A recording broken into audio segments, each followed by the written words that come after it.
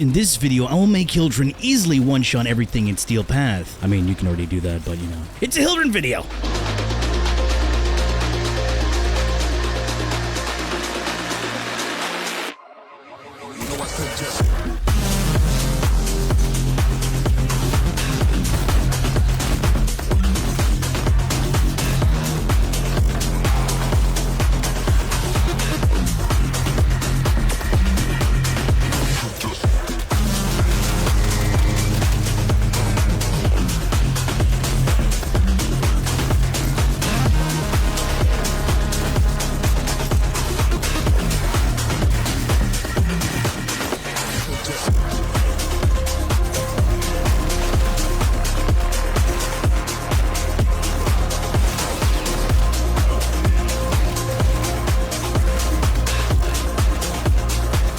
What's good, folks? It's WARFRAME here with a new WARFRAME video coming at you with the newly released HILDRYN Prime, bringing you two builds, and one of them is just so brain dead to use while easily achieving 120 kills per minute, and both builds have 100% armor strip, making it a deadly combo. But first, let's talk about this Prime Axis. HILDRYN Prime looks cool AF. She's got bling with its own animation and a solid design. However, nothing changed with its axis. HILDRYN is still the same with all the issues she's had in her normal version. The only good ability she has is Pillage and the 3 deadweight tools that haven't been reworked. And her Prime Arc Gun and Sentinel are mastery fodder. Companions need a serious overhaul. It's been how many years? 10 years? Yeah, that's how long. I want you to think about that. Alright, now let's look at her kit and see what you're working with. Her passive was the first original shield gate introduced to the game, and the damage negation period lasts for 3 seconds instead of 1.3 upon shield break. She has an energy pool of 0 because her shields are her resource. Even though she doesn't have an energy pool, she can still pick up energy orbs to trigger arcanes and conditional energy pickup mods. And these orbs replenish her shields only when she's under max shields, but they cannot grant you overshields. It's well known that toxin damage bypasses shields to one-shot you. However, when HILDRYN has overshields, she can stop toxin damage going to her health.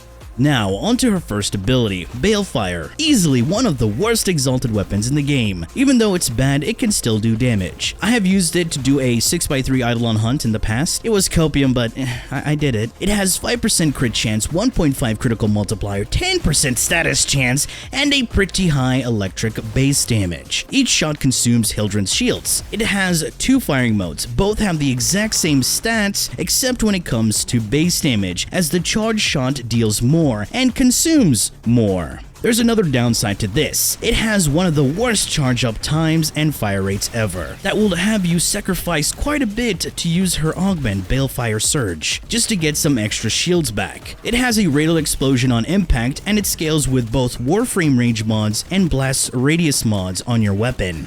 Now, onto the bread and butter of any HILDRYN builds and gameplay, pressing 2, I mean Pillage. You send out a pulse wave that follows you and steals enemy defenses, meaning shield and armor. And once the wave reaches the end, it retracts to you, restoring your missing shield and grants you overshield, based on the amount of defenses stolen. Pillage also cleanses you and allies of negative status effects, so that's also a huge bonus. But here's the kicker. You need 400% power strength to fully strip in one cast. Oh yeah, but no worries. You can cast it multiple times to get the full strip, but you can use the aura corrosive projection to reduce the amount required down to 328%. And all the builds I'll show you have 100% strip. Another note, enemies that do not have armor or shields do not restore or grant you shields upon pillage cast, so not that great against infested. But in a regular non-Inaros main case, you will kill enemies quick and move on to newer enemies with shields and armor. The pulse initial radius is affected by your range. However, the additional expansion, meaning how far it will expand once it hits its apex, is affected by duration, similar to Nova's Molecular Prime. However, that's something we don't have to worry about at all.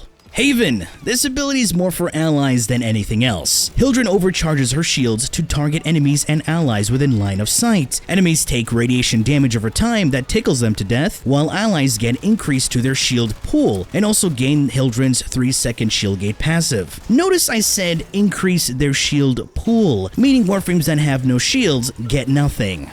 And finally, useless ability storm. Sorry, I meant Aegis storm. You know what? I'll break it down for you. Activate this ability. You lose the use of pillage. Basically, the only thing you do with HILDRYN. Or any other Helminth abilities. Starting off strong, aren't we?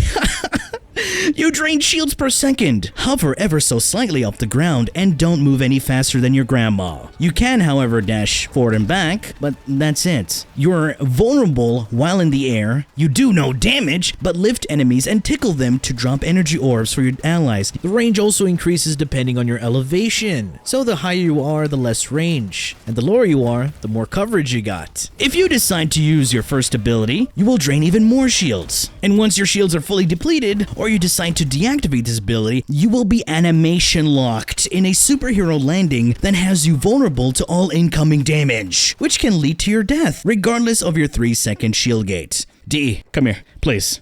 Tell me, why is this ability a thing? Now that you know how her pillage works, let's talk about the builds that heavily rely on pillage, otherwise there's no point in playing HILDRYN. The first build uses Thermal Sunder as its Helminth. Thermal Sunder does both heat and cold damage depending on how you activate the ability. By quick tapping, you get cold, and hold cast gives you heat, and combining the two elements will give you blast damage. And this blast damage will push and pull in enemies depending on which element you procced first. Since heat being the strongest and the main source of damage that will be used for this loadout, I will give you a little tip. Go to options and invert tap hold controls and change Gauss to inverted if you're using Thermal Sunder as a Helminth. This makes the heat version turn into the quick tap activation, so you don't have to hold down the ability. So the rotation for this build is simple. You prime enemies with your utility weapon so they get procced with viral, strip them with pillage, and activate Thermal Sunder. Easy as that. And this one-shots everything in your path. And for the Archon shards, I have 2 blue shards giving me bonus shield capacity, and 1 red shard just to round off my power strength. Otherwise, you don't need any of these.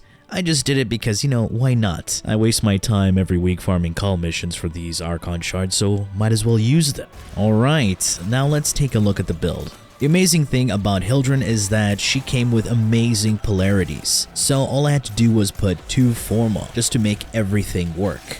In the aura, we'll put Corrosive Projection, because Corrosive Projection stacks with armor stripping abilities. That means it works with pillage. As you can see right there, we get that bonus drain. And of course, in the Excellus, spending less time on our butt, we got Prime Sure-Footed. Increasing our shield pull will be Redirection. Notice I get up to 4,053. This is thanks to the 2 Archon shards. Range at 175 with Stretch and Augur Reach. Reminder, Augur mods do not give HILDRYN's shields back. We're just using it for the actual mod and not the passive bonus. Power Strength will be at 298 with Blind Rage, Transient Fortitude, and Umbral Intensify. And to top it all off, so I get 100% armor strip, I am going to use Molt Augmented. For survivability, I have Rolling Guard.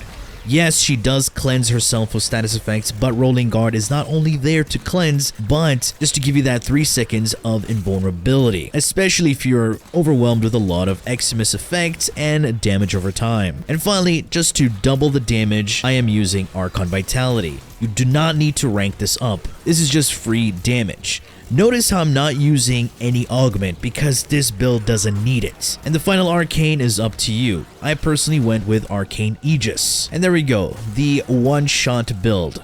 For my focus schools on both builds, I am using Madurai, mostly for the casting speed on power transfer. Just going in and out of your Warframe, you get that additional casting speed. And if you want, you do have Sling Strength for that additional 40% power strength. However, if you feel like it, I suggest adding 2 casting speed shards. But we know what you're gonna do, you're gonna add more shields. So you're better off just using Madurai and increasing her shield pool. And for my weapons, I am using the Felarx. Felarx is just there to kill Eximus and Acolytes. That's it. Unfortunately, Thermal Sunder does not destroy Overguard that well. So Felarx is here to just one tap those Eximus units. Fortunately, they will be fully stripped, so we decided to go with a viral build on our Felarx. Here are the evolutions. 1, 2, 3, and 4. We're not going to be worrying too much about building up our Arcane. I'm just using Merciless here for that reload speed. But to be honest, you can just drop this Arcane and it won't make a difference, because we're going to be holstering our weapon for the passive reload, and I'll show you how. As you notice, the build is pretty straightforward. It does have the faction mod just for the additional damage against the Eximus units. We don't need to run Galvanized Savvy or anything like that. For the Epitaph build, it is pretty straightforward. We have Viral and Electric, just to prime enemies and crowd control them. Epitaph also force procs Cold and Blast. The Praetus is just here for a stat stick, meaning increasing our parkour velocity and sprint speed. Evolution 1,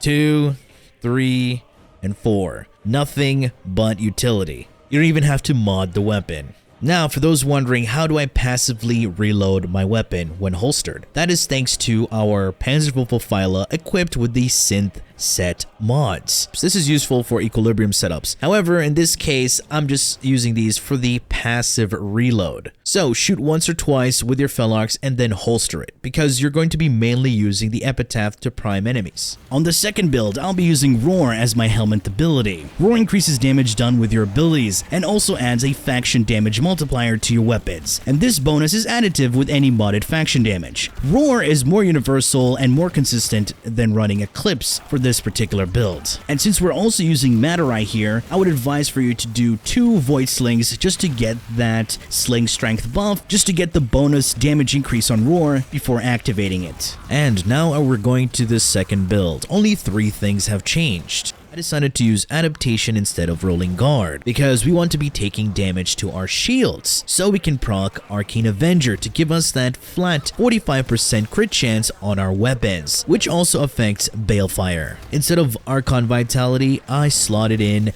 Augur Secrets, just to give me increase in power strength, so I can have 100% armor strip. And now, onto the Balefire build. Since I'm not using the Balefire Charger Augment, I do not need to mod for fire rates. I have 2 base damage mods because, well, Exalted Weapons can't slot in base damage arcanes. Multi-shot with Galvanized Diffusion and Lethal Torrent, Prime Target Cracker, and Hollow Point for the crit damage, giving me a 4.1 times damage multiplier whenever I crit, which is going to be 50% of the time. Prime Fulmination, this increases my blast radius, and finally our faction damage mod. Notice how I didn't bother with any elemental damage mods because, well, they're going to be armor strip and we're not going to be proccing much status effects, so just go for raw damage, and that's going to be raw electric damage. With 175% range and Prime Fulmination, I get approximately 7 meters of explosion radius on my Balefire, which is pretty decent. Alright folks, that has been it from this video. Hopefully you enjoy Pillage Prime, I mean HILDRYN Prime. For those who enjoyed this video and found it informative, please feel free to leave a like, share, and subscribe